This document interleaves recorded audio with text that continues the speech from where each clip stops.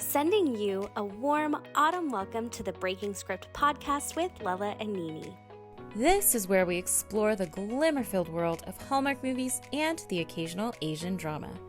Our cinematic self-care sessions bring us even more joy this fall because we get to do this together with you. So let's get this therapeutic adventure started. Welcome back to the Breaking Script podcast with Lala and Nini. I'm Lala. And I'm Nini. And I want to say happy Canadian Thanksgiving to all the Canadian and American listeners out there. Yes, it's very early on. Woohoo. I don't know. I can't imagine Thanksgiving any other way. I love it. So today is actual Thanksgiving. Is it always on a Monday? It is always on a Monday. So people eat today. So do you guys get Friday and Monday off? A lot of schools give the Friday and the Monday off, but Monday is a statutory holiday. A lot of people, like my family, will celebrate it either on the Saturday or the Sunday. We usually celebrate it on the Sunday. That way we can get together again on the Monday to eat leftovers. That's so fascinating. My mind is lovely blown. And no Black Friday here though. Yeah. So then you go back to work the next day? Tuesday? Yeah. Mm-hmm. I know. It is not as big of a holiday as it is in the States. Yeah. It's not as let go and have several days in a row where we're checking out. No. But happy Thanksgiving, Canada. I'm so happy. I have all the fall feels for you today. Okay, Lala, I know you love shopping and I know you love a deal, but this is what is contributing to my fall feels today. I got this soft fleece flannel plaid Sherpa lined. I don't know, what do you call this? I don't know why I don't have a name for it. Yeah, a shacket. It's my first ever shacket. And it looks so warm and cozy. It totally is. It's my extended glimmer for the week. And even better, well, first of all, a friend found it for me. Guess how much it cost? How much? $5. That is a steal because inflation is crazy. Nothing is $5. The dollar store is $5 now. So that is a deal. I just don't even understand. I mean, they went so fast. They were literally gone within an hour. I don't know what they were thinking. I think they're making space for Christmas inventory. I don't even know what's happening, but it made my day. So I have all the feels. I even it made me so excited to wake up this morning before the sun went out. I went and sat on my deck, all wrapped up in my cozy shacket that's plaid for the fall. My dog was with me. It's just, anyway, all the fall feels. So happy Thanksgiving. My gift to you, all you Canadians celebrating Thanksgiving, is that we get to review my favorite movie. I'm so excited. I know. I'm so excited. I'm so excited as well. But I'm also nervous because it's my favorite movie and I'm not sure what you're going to think of it. So I cannot wait. Yeah, I cannot wait to get into this movie. I have so many things to say. Introduce today's movie, please. So today is none other than Nini's favorite movie, It Was Always You. Give us that summary, Nini. I know it's going to be a good one. Okay, well, it takes some explaining because it stars Erin Krakow, who's better known as Elizabeth from When Calls the Heart, which is how did they choose her to be Elizabeth in this movie? Also, I don't know, but we love Erin Krakow. And of course, I cannot believe this is a new-ish podcast. And I think, is this our third Tyler Hynes movie? This is our third Tyler Hynes movie. It's no secret. I love Tyler Hynes. And I just have to mention the writer in this movie. Her name is Kathy. This was her first script, but Kathy, shout out to Kathy. Can you please write more scripts? This was a brilliant script. If you watch some behind the scenes about this movie, you will hear just how brilliant the writing is in this movie. We're not even getting to the ratings. I haven't even done the plot summary, but you know how I feel about the writing. Okay, let's get down to it. Are you ready? We open at a dental appointment as Elizabeth which I can't figure out is the hygienist or is she the dentist, chats with her patient about her upcoming wedding to her childhood friend turned fiance, Dr. George Belly. The patient shares his 6-week adventure in South America with his wife ziplining, hiking through it all for their honeymoon, and suggests they do the same. But when asked about honeymoon plans, George scoffs at the idea of an adventure. He prefers to stay close to home and their dental practice. He quips back, "Do you even know how many people lose their lives every year from ziplining?" When Elizabeth says no, he says, "I don't either, but I'm sure it's a lot." And Nini's pretty sure that George and her dad are BFFs. We learn responsible Elizabeth has meticulously planned their entire week visiting George's family down to the minute, including an engagement party at George's family home on a quaint, beautiful island, and a birthday party for George's mother, and all of the appointments that are required for the wedding planning. She details some of the changes, and George is so pleased with her meticulous scheduling. Elizabeth's friend Abby makes conversation with her as she's packing. She asks about George's globe-trotting brother David, who Elizabeth hasn't seen in many years and feels like she wouldn't even recognize him if she saw him, and his sister Louise, who is an award-winning artist.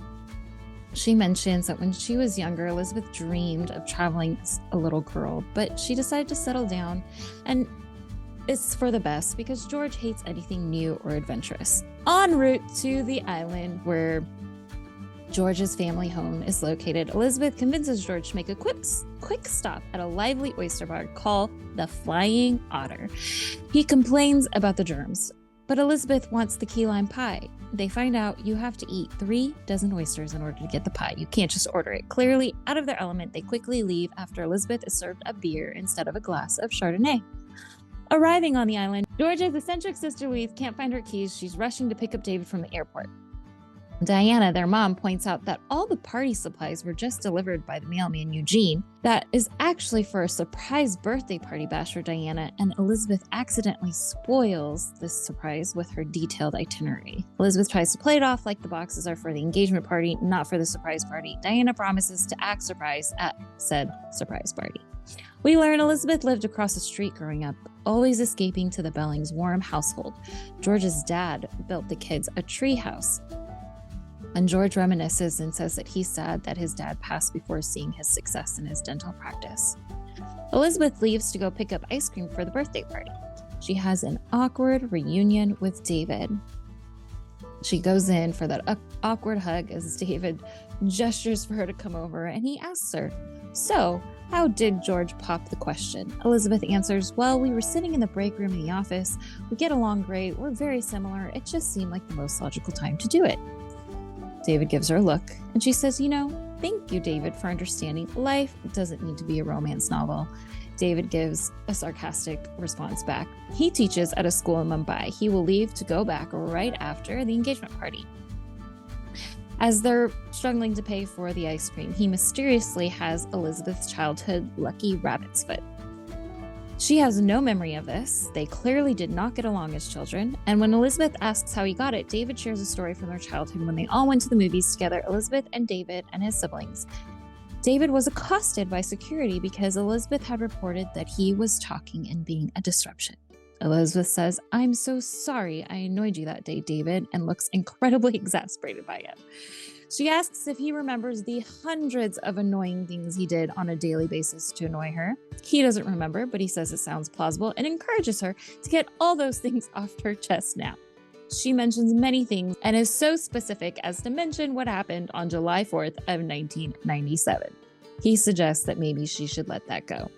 At the surprise birthday bash, David takes the blame when Elizabeth is ready to confess that she's the one that reveals the surprise party. As Diana goes around saying how she's so proud of all her children, Grandma Vivian tells David that he needs to settle down, insisting love finds you when you least expect it. When George is called away on a dental emergency, the overscheduled Elizabeth panics about completing wedding tasks solo. David walks George out as he leaves, and both brothers are stumbling through polite chit-chat, not fully understanding one another's lifestyles, but wanting to be supportive of one another. That night, Elizabeth's deep slumber is abruptly disturbed by blasting music at 2 a.m. She goes downstairs to find a free spirit, David, who's still on Tibetan time, and insists on dancing and asks her to join. She, of course, refuses, but then he proceeds to pull a prank by faking a peanut allergy. She's frustrated, mortified, begs him to leave her be, preferring to be two ships passing in the night. But there was a storm that night, and now George is stuck on the mainland after a storm because the bridge is damaged. It will take a week or maybe 2 weeks to fix. How will the button-up Elizabeth survive a week alone with a rule-breaking David? Elizabeth storms off after a frustrating conversation with David, who's talking to Tilly the dog instead of telling Elizabeth directly that there's a storm. And George was stuck. David goes after her and finds Elizabeth walking down this highway-ish looking two-lane road. She's apparently walking to the florist and insists that she let him drive her to the wedding appointments. He says, please let me do it for George. Elizabeth gives in and insists that David stays in the car and not say a word. At the wedding cake consultation, a button-up Elizabeth meticulously describes her poised, perfectly vanilla, 6-tier, sugar petal, and pearl wedding cake vision. But David interrupts, joking that she wants others to see her as vanilla when he knows she's a vibrant Neapolitan sundae deep inside. Elizabeth admits always playing the responsible one, and David says, well, someone had to be responsible, and refers to him as the crazy that acts out. Elizabeth says that she might be tired of being the responsible one and wants adventure, so David busts a Yui and takes her to the Flying Otter. David is shocked that Elizabeth has only been to the lively oyster bar once despite growing up on the island. Soon they're doing oyster shots together to earn that elusive key lime pie Elizabeth wanted so badly.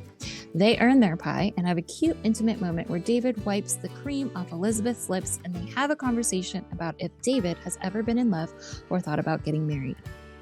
David deflects by inviting her to dance and just let go, to the point where George calls and Elizabeth ignores the call to keep dancing, and David is encouraging Elizabeth to continue to let go and break those rules. Louise's art studio is breathtaking with waterfront views, and we learn that Louise has had 2 broken engagements in the past. Elizabeth offers to take leftovers over to George's grandma, who delights in her company. Over tea and cake, Vivian shares with Elizabeth how she fell for her husband Lou, despite already having a boring, perfect on-paper boyfriend. But with Lou, she explained, she had that unexplainable zing. She had weak knees every time her husband held her. She says David and Elizabeth remind her of that special zing between mismatched couples. A flustered Elizabeth quickly says, you mean me and George? And Grandma gives this mischievous look, playing dumb, and says, that's what I said. Elizabeth and David have another intimate conversation reminiscing about his dad and favorite memories of the dad reading to them as they were children in fun character voices. Elizabeth asks David about his travels and how he plans where he goes. She's clearly curious and wants to live an adventurous life too. But David is wondering the opposite. He says he wonders what it would be like to be that important person for someone else and is longing for it. Then David finds a book that has Elizabeth's writing in it about where she wanted to travel when they were children. Elizabeth had gone in that library and stuck it in the book in secret, but David watched her and followed her and found it and read it. She reveals that she never got to travel, and he says, well, maybe there's a piece of her missing too. There's a piece of her in that list. Elizabeth deflects and says she needs to call George. Louise tells David that he brings out a different side of Elizabeth. She's less Elizabeth and more Lizzie and a lot lighter with David. And she says, I bet you regret those years you didn't get along because Elizabeth had lists and David was dancing and carrying on. They thoroughly annoyed each other, but they're adults now and they've moved on. Louise says, good, David. Finally, you and Elizabeth have found that thing Grandma Vivian talks about, that zing. David is disturbed and says, no, I got a zing with nobody. Grandma Vivian was talking about her and Grandpa Lou. Lizzie and George have zing. It's an off-the-charts zing. I got no zing. Elizabeth goes to the TV game room that night wanting to watch her show, but she finds David watching an old Western. He agrees to watch Elizabeth's reality dating show with her only because that's the night the guy's supposed to propose to the girl he chooses. As they're watching, David says it's so not romantic. The guy doesn't believe what he's saying. Elizabeth quips back, so how would you romance the girl then? David proceeds to give an answer that is surprisingly satisfactory to Elizabeth, to the point where she's moved by his words and looks like she's stopped in time. Cut to the next day, David is sitting on the ledge of the treehouse playing guitar. David asks Elizabeth to join him, and she says, no thank you, we have wedding appointments to get to today.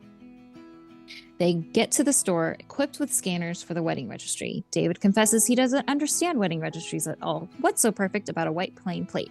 He suggests she scan the golden flying pigs for her registry instead. A reminder that anything is possible, and they're cute and fun.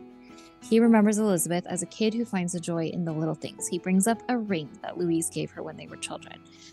And Elizabeth doesn't remember the ring at all, but she loved the box, and she still remembers that. And he remembered that. A time when Lizzie believed in unicorns. He says he's going to hold on to the memory of the little girl that still believed in unicorns. His statement gets to Lizzie as she's staring, conflicted, at toasters and breaks her own rule and list by scanning the 2-slice toaster without a crumb tray instead of the 4-slice toaster with a crumb tray that she and George originally wanted. She still finds a joy in little things in life, like the crumbs. She starts scanning things not on her list, including a rabbit toilet paper dispenser. She gets scan happy, scanning all random things, and accidentally scans David. There's an awkward moment, they get quiet and move on. So at the DJ appointment, romantic lighting music sweeps Elizabeth and David up as they slow dance when the DJ steps away. Overcome by the mood to the song, How Can I Live Without You, Elizabeth rushes out in a fluster after she was clearly weak in the knees, claiming she needs to walk home where she left her list. She actually walks herself over to the Flying Otter on her own and babbles to Sandy, the waitress, about David and George. She felt like she had her life figured out. Everything was written on lists. Sandy pities her and brings her the piece of pie without having to down the oysters first. Lizzie is realizing she didn't know she could go weak at the knees until today. In a quick scene, Louise gives Eugene, the mailman, a kiss on the cheek. Then cut to Lizzie's still flustered. She's at the treehouse solo, trying and struggling to climb up the rope ladder. David shows up and interrupts her alone time. She is irked. She thought she was alone, and he says he thought they were doing wedding stuff. She's determined to climb the ladder herself without suggestions. She's frustrated because so much has changed since the bridge went down a few days ago. Before that, absolutely everything in her life was smooth. But seeing that book and what she wrote down about wanting to travel and the places she never got to travel to really disturbed her and made her reflect that she and George just worked too much. David says small things are really the big things. With new resolve, Lizzie climbs the treehouse, enjoys the view, which includes David. Cut to Lizzie and David back to back, comfortably cozy on a couch, watching David's Western together, sharing a moment when they are abruptly interrupted by Louise announcing that George is returning tomorrow. The bridge is fixed. That moment is cut short by the electricity going out. Lizzie and David go down to find the circuit board together, and Lizzie is exploring all the old boxes from Louise, George, and David's childhood. She finds one of David's boxes that is full of travel books and souvenirs. David quickly asks for one of the books that Lizzie pulls out. Another intimate conversation ensues about where Lizzie wants to travel to. And if George wants to travel, what if George doesn't want to go to Paris? David says of course George would want to do what Lizzie would want. So what does she want? She hesitates. She doesn't know. And then she says, with resolve, she wants to go to Paris. What will people think? David says, sometimes people around you aren't going to understand your journey. It's okay. They don't need to. It's not for them. And then he says the most profound thing. Lizzie, maybe no one has ever told you this before, but it's okay for you to choose your own happiness. They exchange lingering looks, which is interrupted by the electricity coming back on, and they say goodnight. After Lizzie leaves, we see David open the Italy travel book he asks Lizzie to hand to him. The next day, a newly enlightened Elizabeth suggests spontaneous world travel to George, but he balks at the idea, focused on work and the dental conferences and conventions coming up. A deflated Lizzie acquiesces to their boring status quo. She asks if they could dance, and they dance awkwardly, and Elizabeth begins to realize they lack that can't fake it sing that Grandma Vivian talks about. At the engagement party, while chatting up the guests, a wise Grandma Vivian emphasizes the importance of short engagements, giving everyone awkward pause. Clearly, Elizabeth and George have had a long engagement. David invites everyone to dance, but George says no thank you, so David invites just Lizzie to dance. And the music, of course, abruptly changes to a slow dance song that is interrupted by an announcement. But the music abruptly changes to a slow dance song. They share a moment that Lizzie clearly recognizes as zing.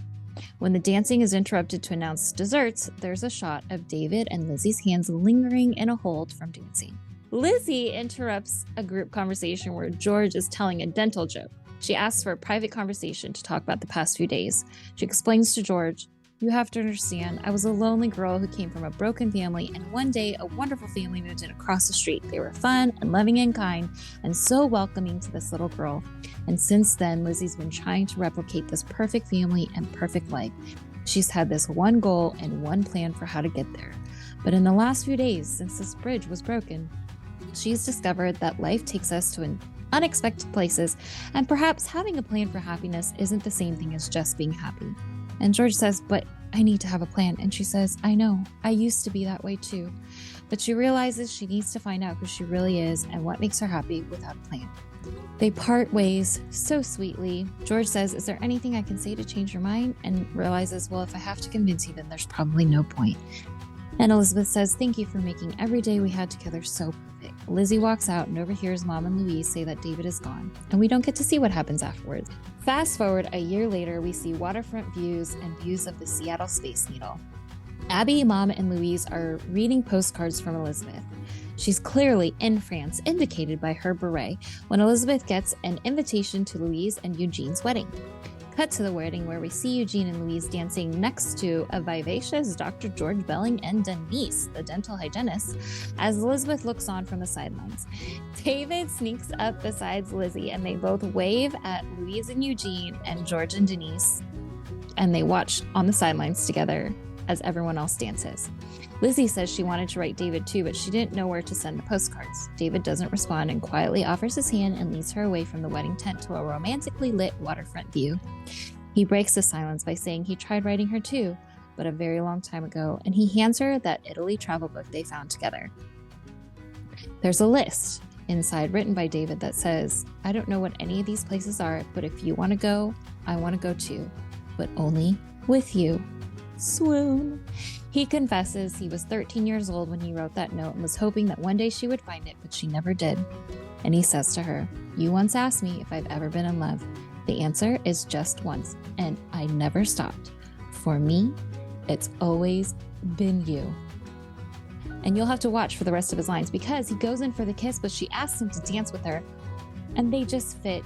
He cuts the moment by saying he thought his line would have gotten him a kiss, and that's when they go in and end with the most epic Hallmark kiss that lasts long enough for 3 different camera angles. But wait, there's more. This movie ends with a cozy scene of Lizzie and David together in the treehouse watching Lizzie's reality show and making out finito laughing.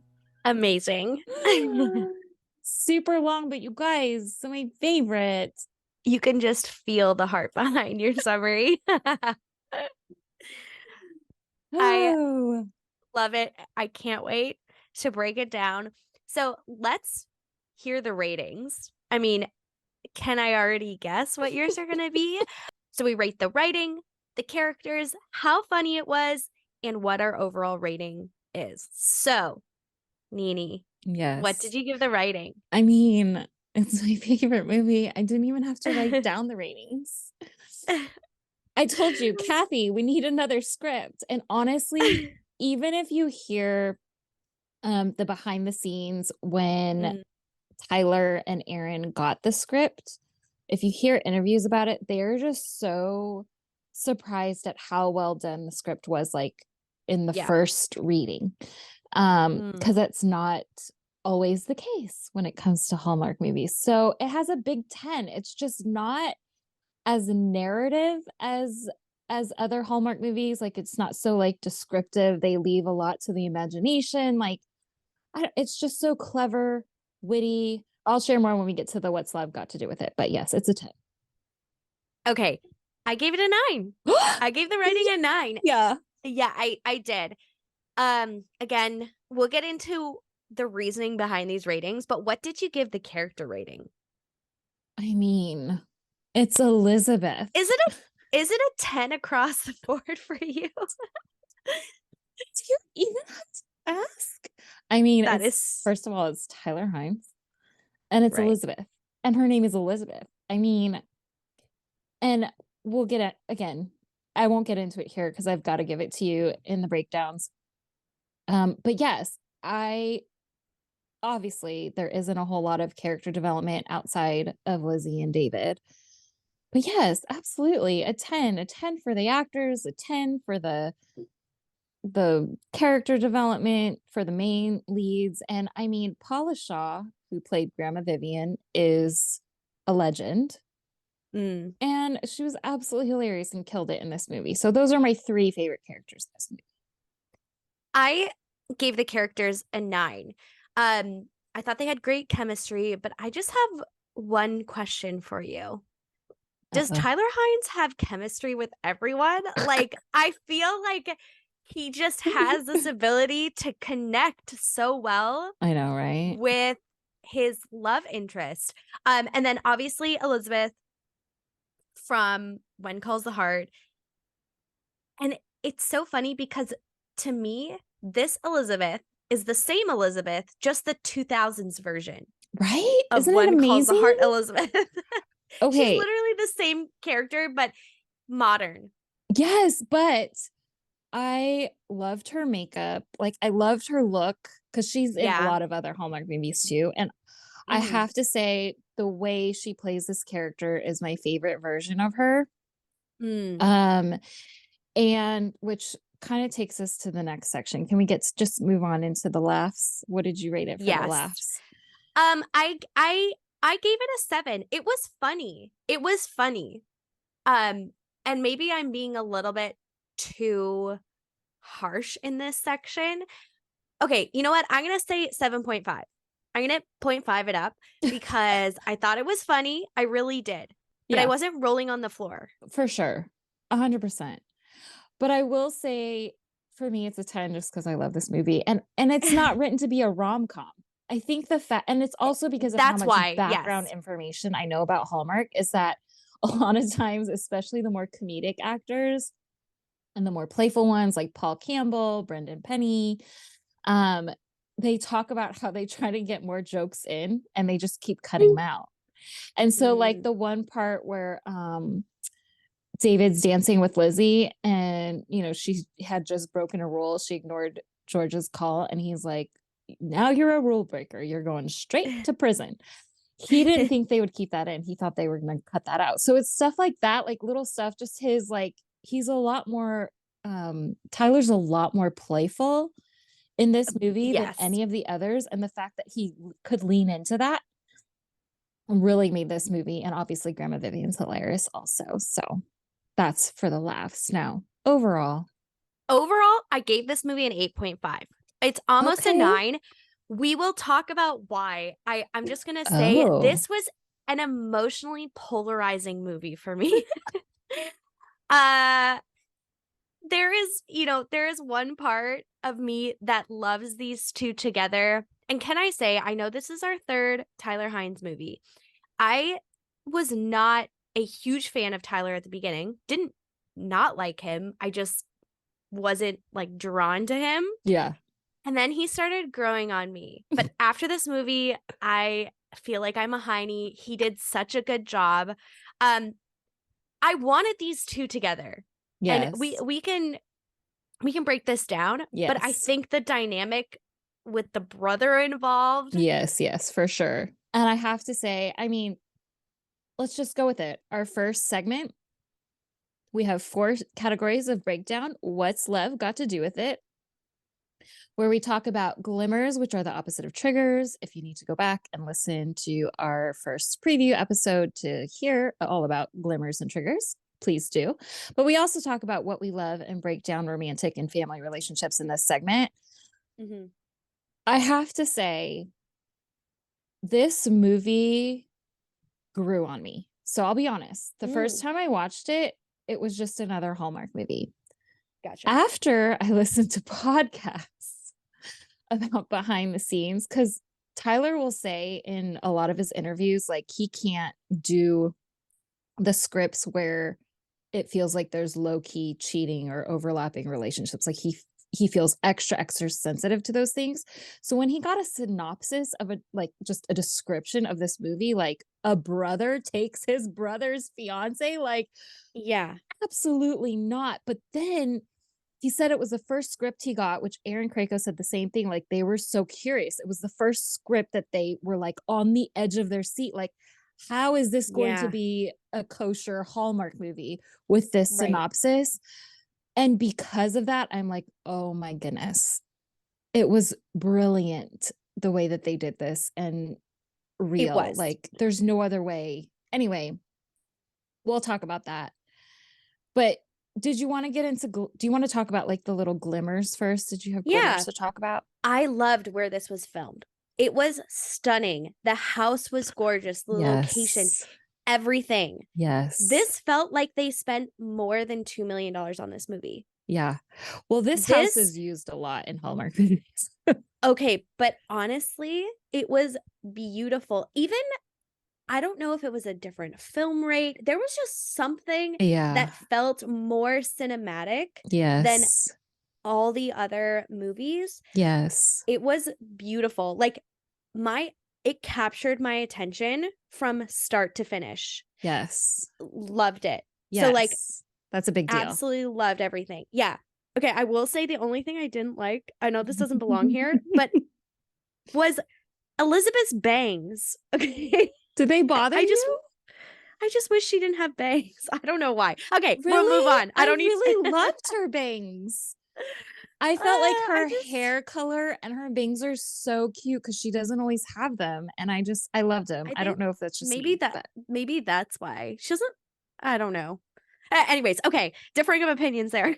What well, yeah. I loved it because she felt like a completely different character. Like I hear what you're saying. There's like and wisps maybe of that's what they Elizabeth. did. Yeah. That's Okay. why I loved it because I'm like I hate watching the Hallmark movies where it's like the same leads and they're like the same character in every movie. So I really Sure. love that she felt a little different thanks to the Mm. bangs. But I do have to piggyback because for sure, can we talk about those waterfront views? It was my first glimmer. And I will hot tip. I'm gonna give you a hot tip here. Um, if you go to Tyler Hines Instagram, because apparently obviously I have. He has BTS reels from almost every single Hallmark movie he's made, Really? but it's like super artistic. Mm. He does his pictures of him for like fan service, but he actually hates putting up pictures of him. And so in these reels, it's like just behind the scenes from each movie. And for It Is Always You, or It Was Always You, excuse me, I just got the name of the movie wrong. Um, it's just views. It's like so meditative. It's like instrumental music. It's so calm.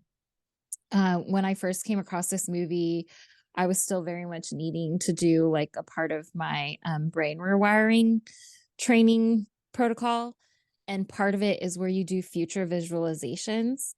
And to be really honest, like this is what got me looking for those landscapes in Hallmark movies.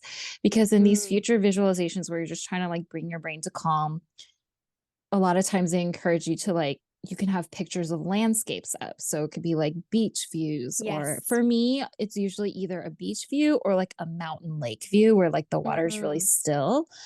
And I mean, come on, this movie had so much of that. So, It really did. It actually looks like where my family has a cottage. It's very similar. wow.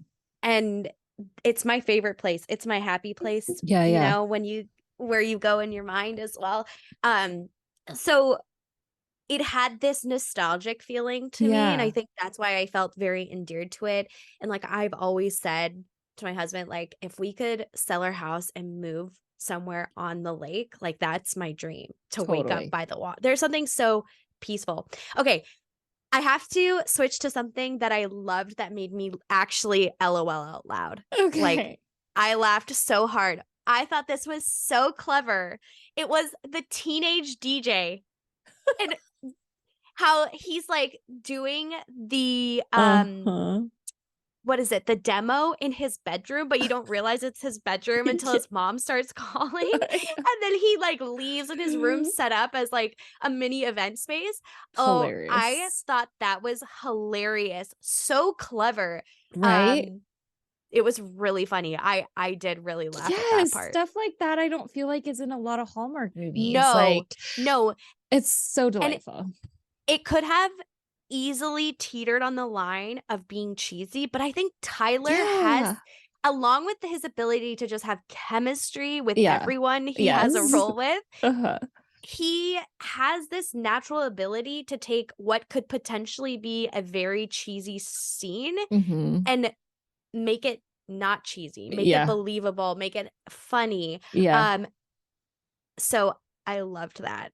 Yeah. Well, I think even with this script, I don't know that any other lead could pull it off. And when Erin Mm-mm. first got the script, she's like, "This was written for Tyler, right?" Like she even instantly knew. Um, okay, I have to say one more glimmer, which is a big one. I love tree houses. Yeah. I had this friend in elementary school who had the most amazing treehouse in her backyard. Not only that, but this is like in LA, you guys. They had an amazing treehouse, a beautiful backyard, which is very rare to have a large backyard. And they had these amazing grapevines, like next Wow. to this treehouse that had these, I think they were Concord grapes. I don't know why I'm remembering that. That just like you would pop them out of their skin and they were a lot sweeter than grapes at the store. And her grandparents owned a house across the street. They always hosted our class like end of the year swim parties. Hmm. I'm guessing you guys probably didn't have those. It took me a long No, time to realize that's an we LA thing. did. No, we would. It would just Yeah? be cold when we were swimming. Oh, People would have to pay extra money to turn on their heaters in June. that's hilarious. Well, they Well, definitely, also, that's not a thing in the Midwest. no. And school ends a lot later in Canada, like almost in Oh, July. that's so So, true. That's so true. Well, yeah, they had the cutest koi pond, complete with a bridge that you mm, walked over to get to their pool that had a slide. And it was very rare back then to see pools with slides. And they had like a super cool vibey pool house with an arcade game or a pinball machine. So wow. this made me realize I think I enjoy certain Hallmark movies because they give me glimmers in and of itself, but even more so if they remind me of bigger glimmers from my childhood. Oh, yes. Totally. Right? Like if I Mhm. have some sort of personal connection like I did with Roadhouse Romance, it's like, oh, and if I relate to the lead and their journey, it's what makes me actually love the Hallmark movie more. It's a personal thing. And children, if you're listening, I confess I always wanted to provide a house that had like the pool and the tree house and all the feels. Boy, did I fall short, but that's okay. We've still had amazing core memories.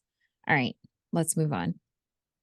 What is your favorite other part or breakdown? Two things. Okay. I'll start by saying that David slash Tyler, whatever we're calling him, Yes. um, he belonged in both the healthy and maybe contributing to the unhealthy a little Unhealthy. bit category. But I think he really gives Elizabeth sound advice. I mean, he really sees her for who she is and the weight of responsibility Yeah. that's on her shoulders. Um, and he, tells her it's okay to chase her own happiness. Yeah. And she did really need to hear that. I really resonate with Elizabeth's character and Totally. sometimes my inability to let go and just have fun or not schedule fun, not create a plan. Yeah. Um, and I thought he did a really beautiful job of just picking apart that outer shell that she Yeah. had and getting to this like inner child and who she really is. Yeah. Um, and on the other side, in general, just appreciative towards Hallmark that they wrote the script that Elizabeth and David didn't travel together and Mhm. that she would have been repeating the pattern she had with George, just with Yeah. David. Yeah. And she was finally doing it herself. Although I don't know how I feel about traveling the world alone, specifically for safety reasons. I've seen Taken way too many times. Um, but I do love that she did it and that when her and David came together, it was a year later and so much Yes. had changed. George was with someone Yes. else. I appreciated that there was that long, it wasn't like 6 months later or 3 months later or Mhm. right away. Yeah. Um, so I think that was a good call on Hallmark, on the writers. I love it. You said it so beautifully. I'm not going to try to expound too much. It's just, I love that this is the Canadian Thanksgiving movie and that it perfectly is the epitome of the name of our podcast. It is a movie about self discovery and breaking script, going off script from what you've had planned in life. So I so Yeah. related to Elizabeth's character also because we're similar in that aspect of like Yeah. liking to have things planned and being in control. Um, but yeah, and I say I related. I mean, I went off script by the time I was 19 because, I am Asian. So for most Asians, you're I'm pretty sure I knew by the time I was 3 or 4 that I was expected to either be a doctor or marry a doctor. Not many other scripts Mm, besides that. But I will say I love, and this will kind of bleed over into the next section, but I think it was good that you saw this journey of Elizabeth realizing that George was just familiar, but familiar mm, doesn't mean vulnerable or real. And I thought that that's good. was incredible. And I also loved Grandma and Grandpa Lou's relationship and how it was described. Like how she sounded still so in love Yeah. after years and years. That was so precious. But there's really no other character development or relationships to break down here. So shall we No, move on? let's do it. Our second segment is the yeah, don't go chasing waterfalls. And just so it's not confused, this is where we break down unhealthy behaviors and coping mechanisms. And sometimes, but only sometimes, the omo nardar is brought out in this don't go chasing waterfalls segment, but not always. Did you pull it out here? I kind of did. I had this feeling that it was coming. Okay, go ahead. I I'll let you take it I away think first. George is terrible. I think he is I mean, I'm no therapist and I don't want to diagnose anyone, but I think he might have some OCD in there too. Yeah, Like yeah. that doesn't make him terrible. He's just very rigid.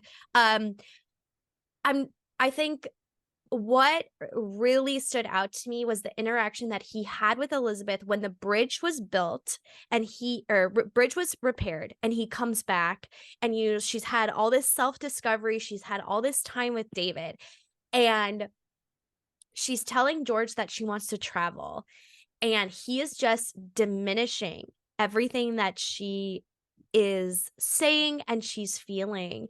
And Mhm. then which I can only put myself in that situation if someone was doing that to me. And then I like go out on a limb and ask them to dance, which I feel like for me Totally. would be something very vulnerable. Yes. Um, and he clearly doesn't want to. Yeah.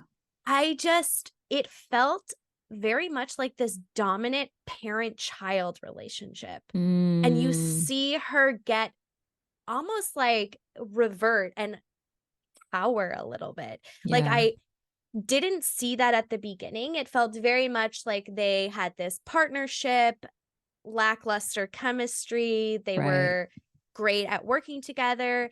And then you just see this dynamic. And it was like a big, like, I think you've got a problem, buddy. And also the fact that he was clearly eyeing that hygienist or dental assistant Yeah. before he came.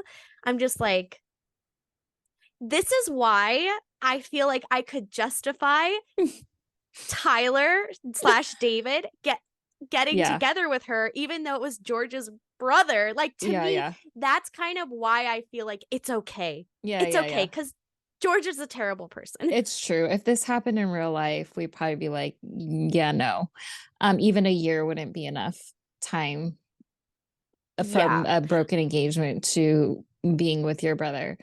But you're right. You're right. If George didn't have Denise, we probably wouldn't be okay with the storyline. It's only because there's happily ever afters for everyone that we feel okay. right. I will say here, I didn't actually bring out the Omo Nardar only because I think this is a really great example, especially for those of you who are on this journey where it seems really confusing and you're trying to chase a diagnosis.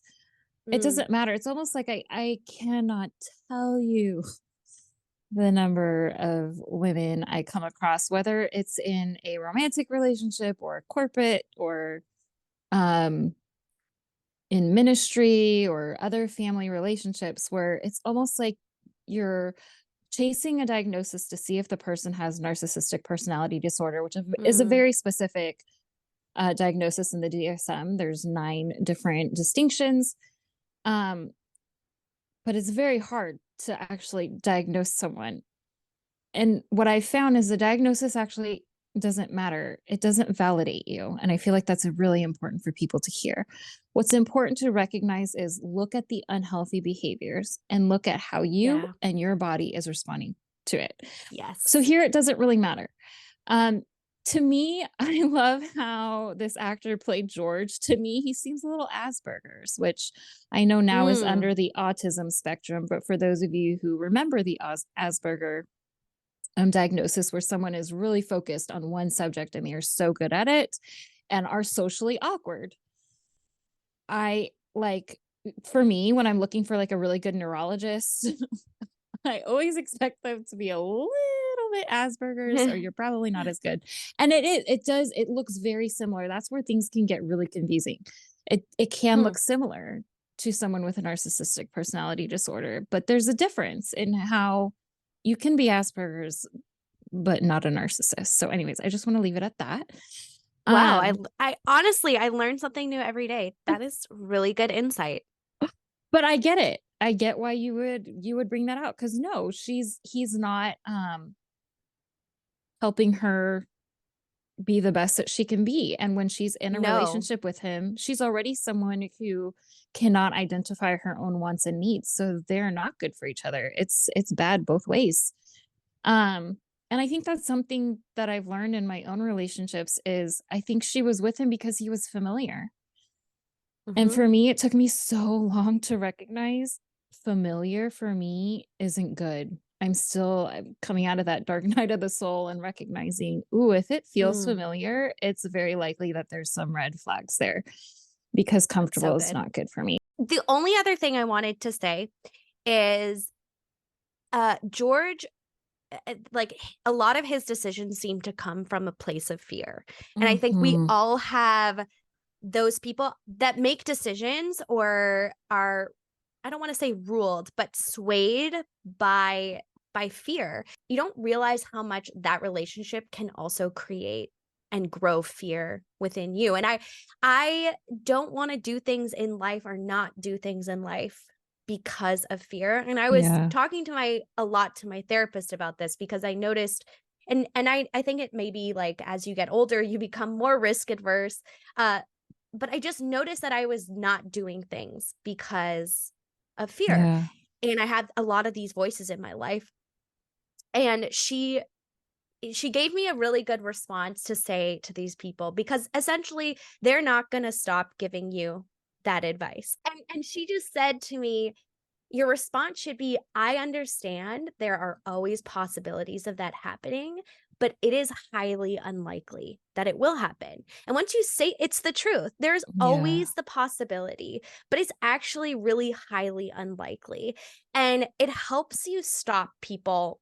I think once you begin to say that over and over, Yeah. it's a nice way to be like, hey, I'm not going to be ruled by what you think or you're Yeah. afraid of. And that's been something I've had to learn. And I think Elizabeth, whether or not she realized it, was probably being ruled a lot by fear. And that was what was Yeah. keeping her in that safe place. And I think George was the somewhat of the cause of that. So I'm Yeah. happy. Again, just points for David. Like, Totally. he brought out the fearlessness within her, and I loved that. I 100% relate. I had to go through like a decade-long journey of realizing what I thought was wisdom was actually scarcity thinking and fear. Right? I Mhm. have a friend who has an incredible message about how, especially for Christians, you can um, mistake fear for wisdom. You think it's Oh, wisdom, but that's it's so good. actually fear. So good. It's so Um, true. so 100%. And I think the same thing goes for, and I'll be honest with you, when David told Elizabeth, like, if no one's told you before, it's okay to chase your own happiness. I had this knee jerk reaction of like, oh my gosh, that's Hmm. so wrong. Because we all know it's Jesus Right? first, other second, you last. Um, but I think we misunderstand those situations in which oftentimes, like in an airplane, you have to put your own mask first before you help your child, which seems so backwards, but it's so Right. necessary, especially for, you know, recovering people pleasers who may overextend themselves. Don't mind our pre-episode conversation where we shared stories. Um, Or today, where we just talked about all the things that how we we say just yes did that to. this week. Exactly. So anyway, because that can be an addiction too, because it comes from a place of where we feel like we're not doing enough and we never aren't enough. So it's one of those core childhood wounds. I have one last one that I debated whether or not I should bring it up. Should I just go for it? Go for it. Okay. It's one that wasn't really spoken about a lot, but when the word was said, I was like, oh, I want to address it. Hmm. When Elizabeth says that she was from a broken home, and I Mm. feel like there are a lot of people who are moving away from those words now, but I just have to make this statement because I feel like it can be healing for some people out there. I want you to know the divorce isn't what broke the home Mm. because something else broke it already. The divorce That's good. decree was just the paperwork that was like the death certificate. It's like calling time of death. And for some people, divorce is actually their deliverance, it's survival, and it's life saving. And I have to say, it's Mhm. not just for the obvious domestic violence situations. I cannot even tell you how much more damaging psychological abuse can be. So, can we please stop talking about and highlighting the rate of divorce? It drives me nuts because I'm like, can we Mm. talk about the rate of abuse and what not Mm. teaching healthy boundaries does? Because that Yes. very much directly affects the rate of divorce. So, anyways, Mhm. I just wanted to put that out there. Let's move on to Oi with the poodles already, where we talk about plot holes, continuity issues, the wait, what, and what we didn't like. I only have 2 for this section. The first one, this is just like a wait what or Yeah. kind of quirky. Yeah. Um, the mallard that Eugene gives Yeah. Louise for inspiration. Yeah. I'm like, there is nothing in this world that uninspires me more than that mallard. And I couldn't help thinking about that episode in the office where Dwight Oh my God. gives Jim a Yes. mallard with a listening device in it so he could that's all I could think about That when I is saw so this. funny. I almost was waiting for her to like check it and see a listening device. Because surely she Um watches The Office. right? And I'm like, why couldn't it be like a plant Totally. or a bouquet of flowers? Like a Yes. mallard? That was a little bit weird. And then my second one was, why does Elizabeth climb a ladder like that? Like, what the heck? Has she never climbed a ladder before? It's so true. It's so It was true. the over exaggeration lost me just a little bit at that point. Yeah. I hear you. I hear you. She played that so well.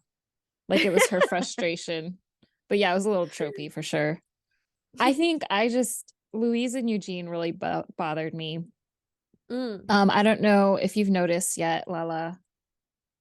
Has Nelson Wong been in any other movies? Because he has a lot of the same roles, like these side small Oh, roles in a no, plethora of Hallmark movies.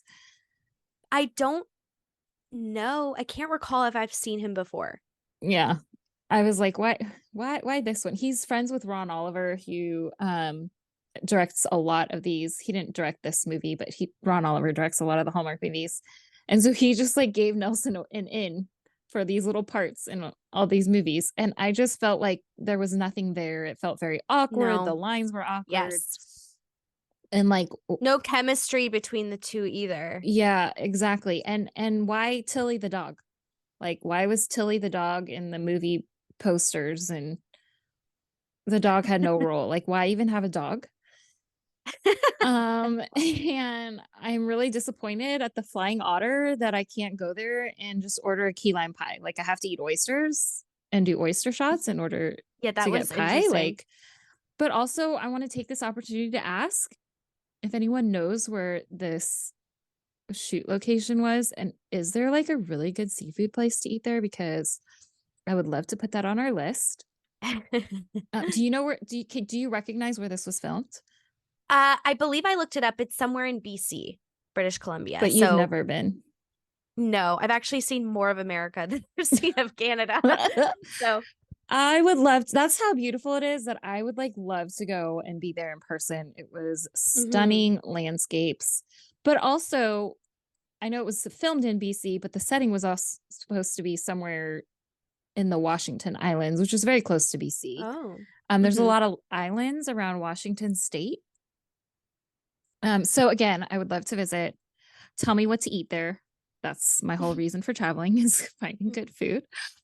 But let's bring this to a close with our last segment of Jiao fighting happily ever after, what we think happens after the movie and who we are rooting for.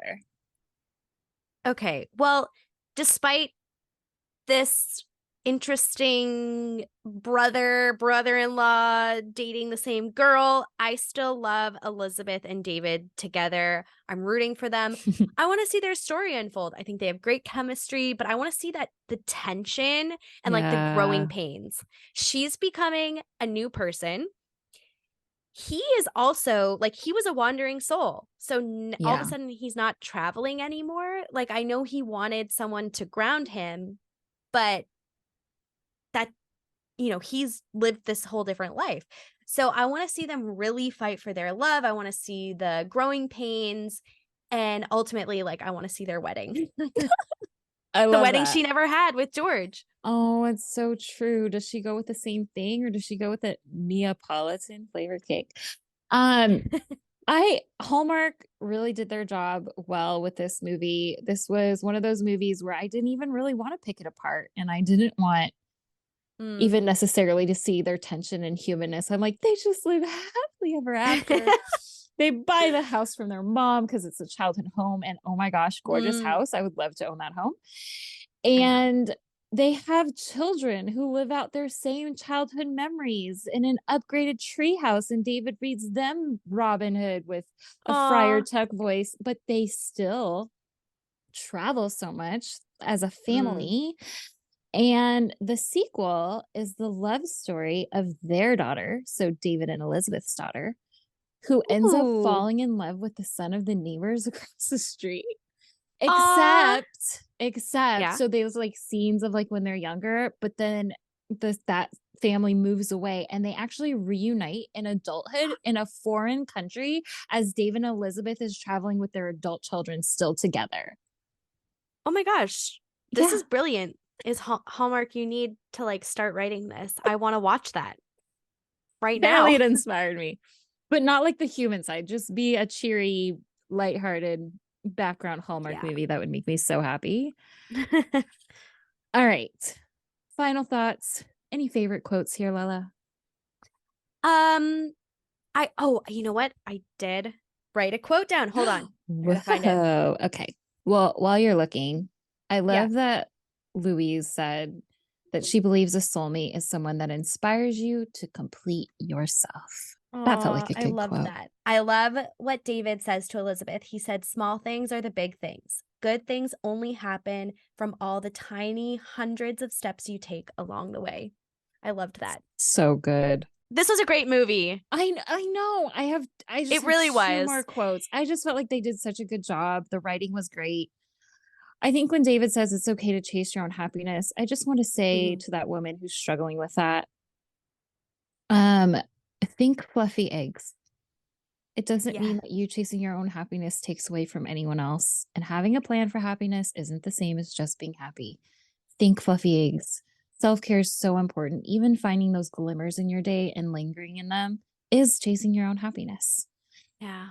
And our very last quote of the day, I feel like this is so profound. Someone needs to hear this today. Sometimes people around you aren't going to understand your journey, and it's okay. They don't need to. It's not for them. So good. That's an amazing ending to this episode. We Love it. thank you for breaking script with us. Don't forget to check the show notes for the ways to watch, and we will see you again next time. Bye. Chayo! Happy Thanksgiving!